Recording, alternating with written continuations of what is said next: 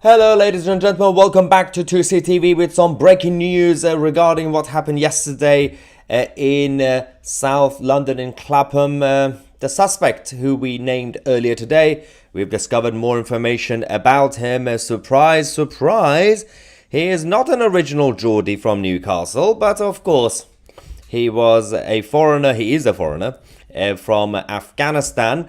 We're going to give you some other information about him. It's not just about the fact that he was a so-called asylum seeker, but all the other issues around him. Hello to everybody in the live chat. This is going to be a quick live stream, obviously get your reaction as well.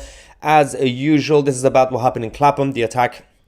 Of course, we still have a number of victims who are in hospital. They have said, confirmed, that it's not life-threatening, but it is unfortunately life-changing for some of those people, including the mother who was involved as well. We now can confirm that Abdul, surprise, surprise, Abdul Shakur Ezedi, with that terrible haircut, was in fact not just, we see the background is from Afghanistan, not just that, not only that he was given asylum. Nope. Goes beyond that. He failed to get accepted twice. He failed. His application failed twice, yet our government still decided to issue an asylum, to grant him asylum. And then he was based in Newcastle, obviously not born in Newcastle, but this doesn't stop here. It goes beyond that. It goes beyond the issue with the Home Office and how and why they decided to accept someone who failed miserably twice. It goes about the fact that that photo that you just saw in the last live stream, we speculated, we said, we need to confirm it. Is it a mugshot or is it a passport photo? Well, we can now confirm that was in fact a mugshot, because he has not only been arrested before, he's a convicted criminal. And you can probably guess what the crime was. You can guess. Yeah, sexual. So, Abdul Ezedi was convicted of sexual offence at the Newcastle Crown Court in 2018. Guess what happened? He was only handed a suspended sentence. That's why he's been able to freely walk around our streets and plan his attack. Travelled hundreds of miles to London, to Clapham Common in Lambeth, and do what he did. A failed asylum seeker being granted asylum, a convicted criminal being handed a suspended sentence by the Crown Court in Newcastle, and now the police are also telling us, because of all that, this is the reaction from the police, by the way, they've said he may have been known to the police. He may have been known. That's basically, we knew him prior to the incident. They stressed that they will catch him. Now, I can imagine the panic situation right now at the heart of the Metropolitan Police as we're reporting all this, because they know somebody messed up again. We may have known means they knew. Obviously, they knew because he was arrested before. Obviously, they knew because he was convicted before with a suspended sentence. How many times, how many examples, how many stories do we have to go through on a regular basis for the system to realize, at least those in the system who claim that they care, but they're just incompetent. Those in the system who want to do something, they're not complicit, they're just complacent. Those people, how many examples do we have to show them for them to realize that the policing, the border situation, and of course the justice system are all broken. It needs huge reform. Adam Dawson says, sadly, the time for talk and voting has passed. It's time for protests and action. Otherwise, no one will listen to the people. Politicians from all parties are to blame. Labour are not innocent in this. Yeah, let's not forget about that either. This obviously confirms, yes, two failed asylum, because let's not forget, this is the biggest issue. Forget about the conviction. Forget about the suspended sentence for an actual crime. Sexual offence.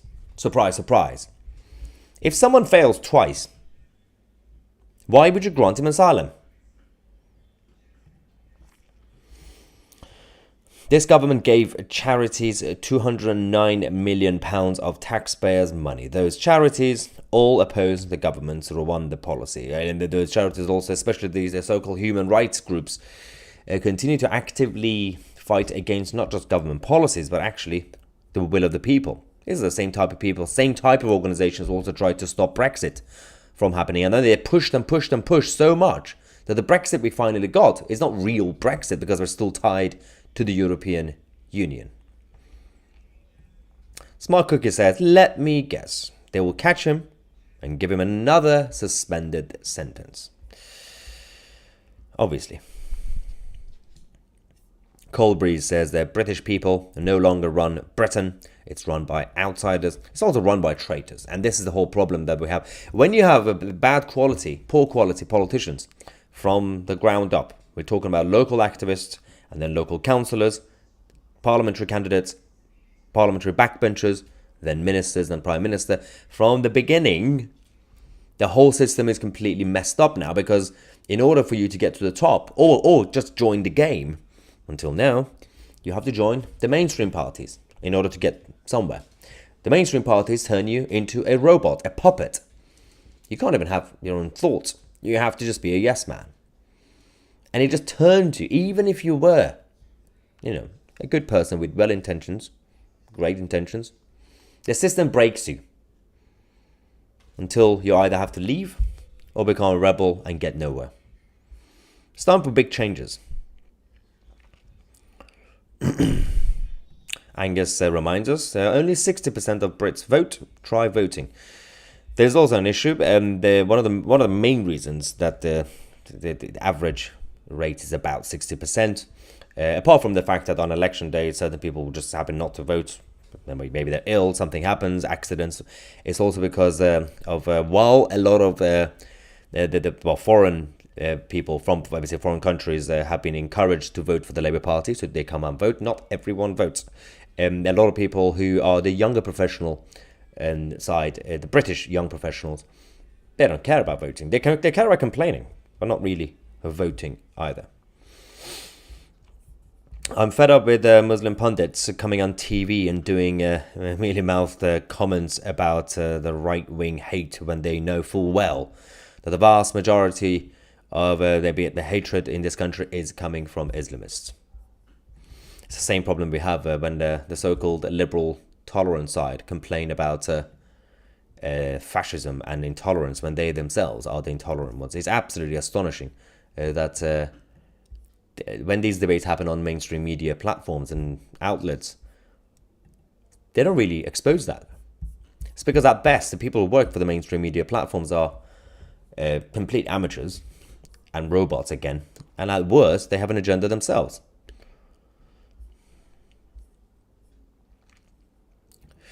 Jamie says, so another asylum seeker rewards the UK hospitality with sheer violence towards innocent people. If that asshole deport. This is where the 2CTV policy of very sensible, very practical approach to mass deportations, the way you do it is you start with this. The mass deportation program should start with, firstly, anybody who's still here illegally, go hunt them down, get rid of them. 2, anybody who commits a crime, out. Then when you're done with that, you go and find anybody who's doing treason. Anybody who's against this country, out. I don't care if you're born here or not. Don't care. Don't care if you're white, brown or black. Treason, out. I don't want to imprison them because there's a cost to taxpayers as well. And they'll be free eventually. Ban, out. That used to be a thing back in the day in most countries, but apparently it's not really tolerant. I agree with Sophie. Sophie Meyer says that we are all angry. It's just, at this point, I feel numb. It's repetitive. It's repetitive, yet fresh. It's fresh incidents every single day, but it's repetitive because it's the same cycle of doom.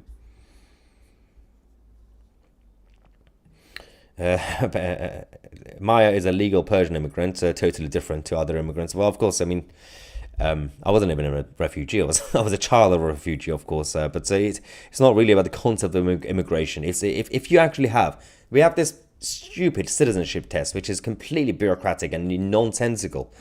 None of that matters, because you have to be able to vet people's backgrounds and actually guarantee, accept from them a guarantee of loyalty to the country and the culture and behavior.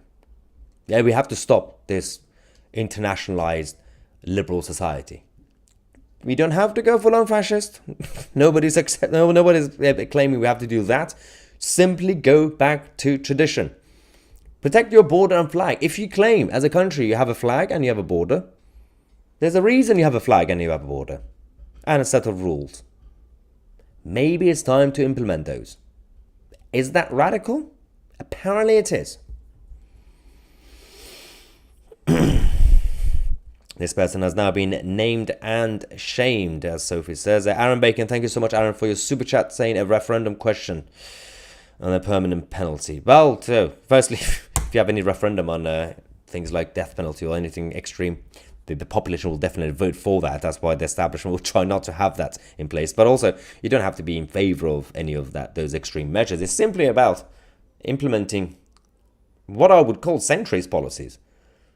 If someone is an enemy, just get rid of them. Kick them out. Ban them from entry. Now, if you just joined us late, just a quick summary of what you missed there. Obviously, we did name the suspect earlier. We now have more information about this nutter. Abdul Shakur Ezedi was not actually an original Geordie from Newcastle, as we said before. Surprise, surprise. Look at that haircut. He's not a Geordie. Although some Geordies have that haircut. He was in fact from Afghanistan. He was a failed refugee twice. Failed to get his asylum. Being accepted twice. Yet our Home Office still somehow decided to grant him asylum. But that's not the main problem of the story. It's not just about the failed asylum seeking applications. It's also about the fact that the man was actually arrested and convicted before. He was a criminal. Yes, convicted. Sexual offence, 2018, Newcastle Crown Court. And then they decided to give him a suspended sentence. This is where the justice system needs absolute radical reforms. Most of the system that we have, from the housing policies to taxation, require a bit of reform, including the NHS. Certain parts requires actual radical reform. That includes the justice system and healthcare. Now, as we said, the police also came and said the suspect may have been known to the police. We know you knew them. Why do you have to say that? And they have to obviously have their own backs. They don't want a backlash. And they have promised us that they will catch him. Of course, they will eventually catch him. But where's he going to go? Eventually, he's going to have to come out of his hole, wherever he is. But that's not the point of the story. If this was an isolated incident, fine, you move on. But it's becoming too regular. It's becoming too common. It's becoming almost tolerated. That's the issue. Wizard World says, can you name what officer or civil servant was given him an asylum? I think we have to start holding individual civil servants accountable for their decisions. Absolutely spot on. Unfortunately, we couldn't find that. This is the point of faceless bureaucracy.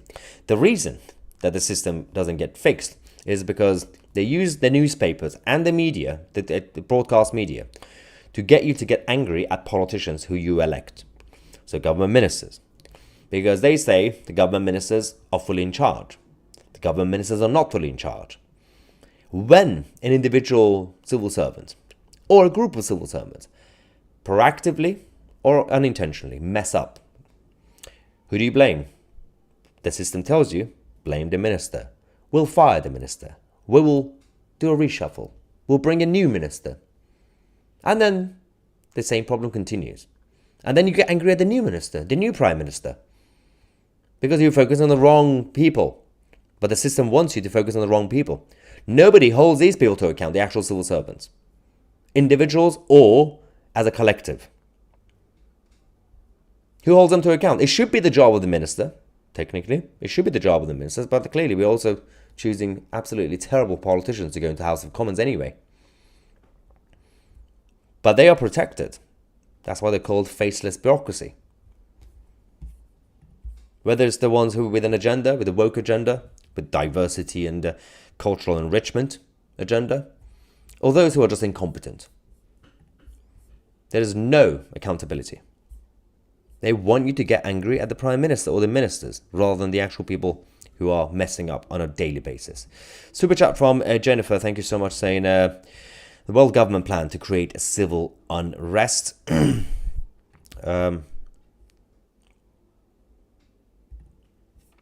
Anna Perkins says, stop allowing the right to a family life because they have made it a priority to create an anchor baby at the earliest occasion.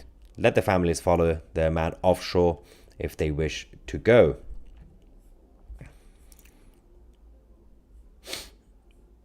All MPs with dual national status should be forced to declare it. And nobody should. We should really stop this dual nationality thing. Nobody should be dual national. I don't understand what this nonsensical agreement between countries because of the United Nations needs to go away. Every person needs to have one nationality. Make up your mind, wherever you are. And you have to be loyal. And each government has to have the right to withdraw it. It's national security. Barry Collins says, I wonder if Keir Starmer represented him, as he's used to defending, a bunch of nutters. Probably not, well, because it was more recent, it was 2018. But Keir Starmer was too busy trying to stop Brexit back then and trying to elect Jeremy Corbyn as Prime Minister.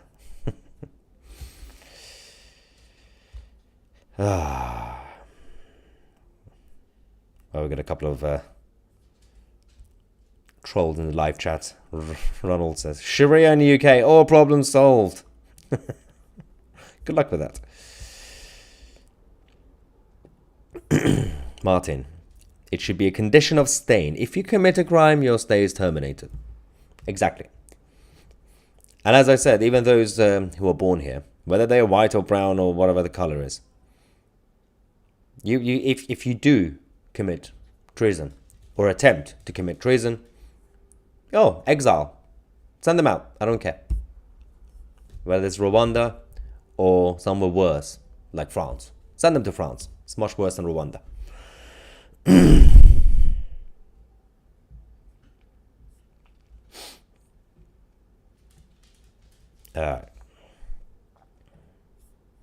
Anna Perkins says, I fear it may turn out that the child injured will be his own, possibly the right from assault. I mean, it also goes back to, again, the problem with the background as well. So actually, when on the issue of dual nationality, despite what I said about you shouldn't really have policy in 21st century of random dual nationality, but actually, if you're going to have a policy like that, unless you have it with extremely friendly and allies countries, that's fine, but not with rogue countries.